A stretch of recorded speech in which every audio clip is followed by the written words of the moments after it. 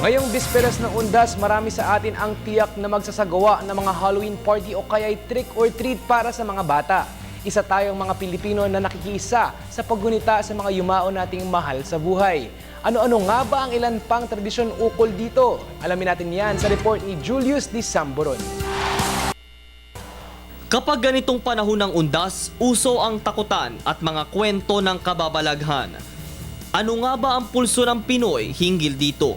Una, kabi-kabila ang nagaganap ng mga Halloween party kapag bisperas ng undas. Todo costume mga bata't matatanda at masayang ipinagdiriwang ito. Ikalawa, mayroon din namang isinasagawang trick or treat na kung saan naka-costume ang mga chikiting at may daladalang pumpkin at nagtutungo sa bawat tahanan at binibigyan ng candy. Ikatlo, hindi mawawala ang kwento ng katatakutan, mga usapang kababalaghan. Nagtanong ang PTV News team sa ilan nating kababayan kung sila mismo ay nakakaranas at makakaramdam ng mga ito.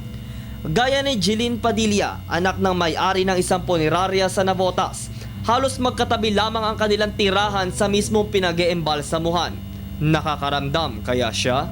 Wala naman, pero sabi nila may naririnig-rinig sila, pero wala naman yun kasi sanay na din kami pagka wala nang nararamdaman pa. Ito naman ang 15 taong taga-maneho ng karo ng patay. Siya rin ba ay minaramdaman? Naman nung unang pasok ko may pakiramdam mo parang meron, pero ngayon sanay na kami. Nung unang po yung ninyo, naramdaman? Parang lang ba, yung guni-guni mo, yung halimbawa parang may nasasalubong ka, ganun lang. Malamig, ganun. Kasi hindi nga naman dapat katakutan, patay niyo yan. Pamilya nila yung namamatayan, kaya hindi sila dapat matakot. Panghuli sa lahat, hindi mawawala sa tradisyon ng mga Pinoy ang pagtungo sa mga sementeryo sa bansa na may daladalang bulaklak at kandila. Ngayong panahon ng undas, mas mabuting alalahanin natin ang ating mga yumaong kamag-anak kaysa sila ang dumalaw sa atin. Ito ang Halloween special ng Telebisyon ng Bayan. Ako, si Julius D. Samboron.